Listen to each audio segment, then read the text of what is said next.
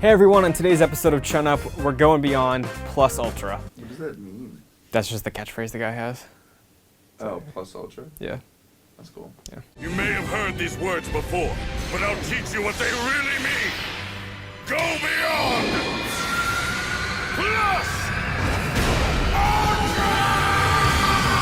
Welcome to the show. My name's Christian Buckley. This week I've been catching up on My Hero Academia. It's coming back with a vengeance. Saturday.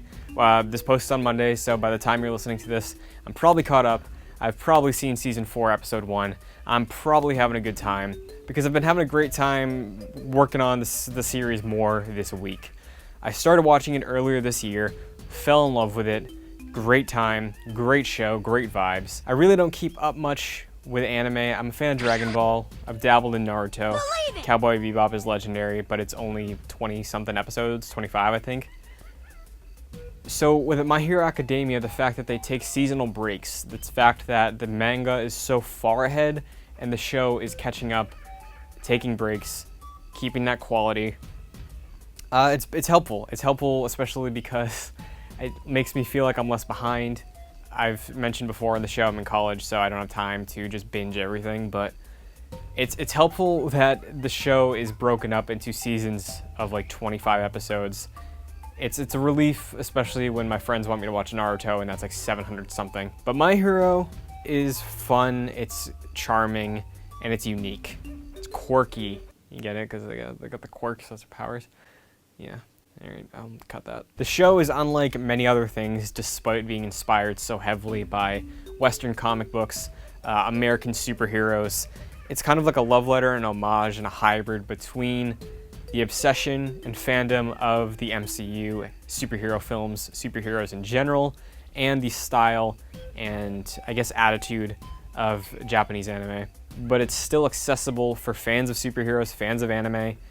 Even if you're not a fan of anime, you know, like there's a lot of cool superpowers in here. There is some anime-ness to it, you know, like bloody noses, but it's still fun. It's a good time, and the characters, I think, really sell what's great about it. Deku, I think, is a great protagonist. The arc he's gone through, the subtlety of it, the progression of it, the constant building to become the greatest hero there is. I'm really blown away because it's engaging. I can relate to him because he exists as this mega fan of his idol being All Might, the best superhero in the world. And being a fan of superheroes, Deku has all these notes, he has notebooks, he has all of this information on the best heroes in the world. He studies them, he's a genuine fan of them. And having the influence of that knowledge, being able to put it into practice when he is gifted the ability of One for All. So at the points where you get those moments of conflict and confrontation where he breaks down the entire situation, Yusei Run kicks in, he uses One for All, powers up, socks a hero killer in the face, beats up All Might. Something cool. I think the show has a lot of really great moments, and I'm excited to hopefully see more of those in Season 4. Hero Killer arc was intense, very good. Surprised me with how deliberate it was. And I guess that's the benefit of having 25 episodes a season. You don't have a bunch of filler where they run into the hero killer and then he escapes. When the hero killer thing happened, slight spoilers, he shows up, Deku's there to rescue his friend, and I thought they were just gonna run. But Todoroki shows up and I'm like, oh, this is the showdown against the hero killer. And then they just move on after that. I respect that. I think it's great. It's awesome to see all these really tight arcs packed into one season. And I think that lends a lot to the show. While I am not fully caught up on Season 3, I can comment on the intro to the show. I love the first intro. I love the second intro. I love the third intro. The third one took some time, but it grew on me. But the Season 3 intro is weak, being honest. Like, brutally honest, it's weak. It doesn't do a good job representing the show. So much of My Hero Academia is about the growth, the power, the bonds, the relationships between these characters. And every episode should feel like an adventure, even if it's dire situations. Season 1 has that hopeful song, The Day, opening up every episode. You see Deku idolizing All Might at the start of it. Season 2 starts with a tournament arc, which is a 10 out of 10 choice.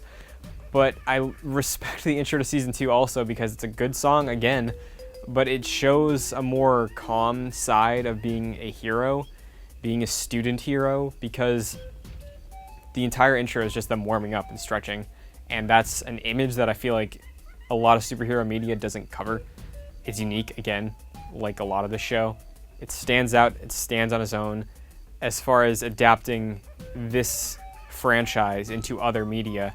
When it comes to video games, the only video game is a fighting game. I like some fighting games. They're not my favorite genre. I think they're fun. But One's Justice being a arena fighting game, I get it, because, you know, like I just mentioned, all these characters have their own unique quirks. They work as their own individual fighters. You can connect the dots there.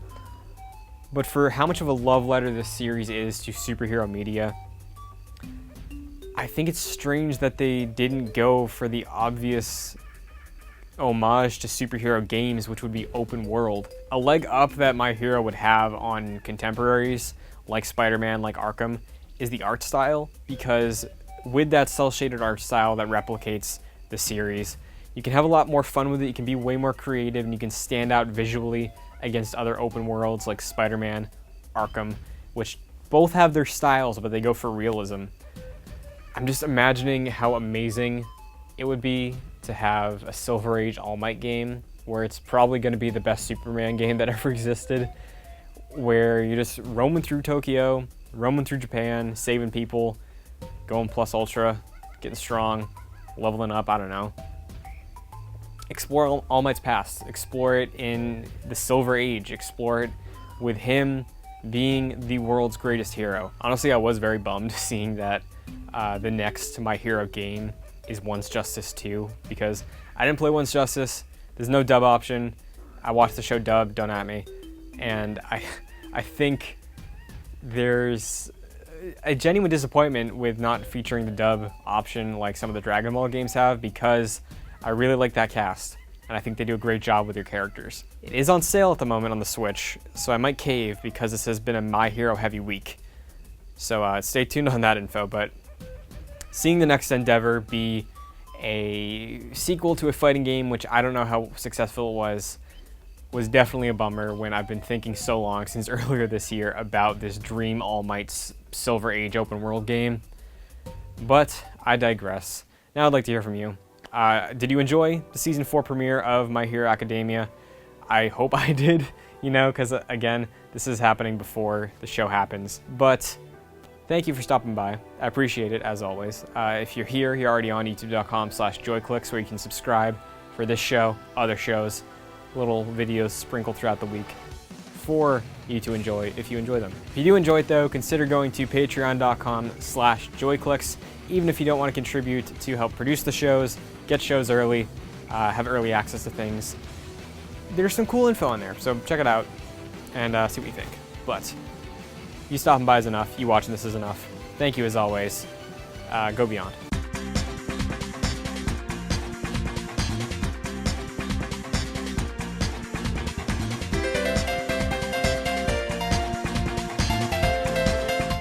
By the time you're watching this, there is another big piece of multimedia that dropped. El Camino, a Breaking Bad film. Love Breaking Bad. Breaking Bad is a top 10 show for me. Probably top 5.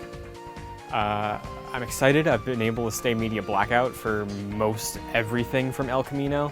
I trust Vince Gilligan, but if by the end of it, Jesse's in the same spot that he ends up at the end of Season 5, you know, like, what's the point? So I hope they pull it off. I'm excited for it, but have a nice week. Okay.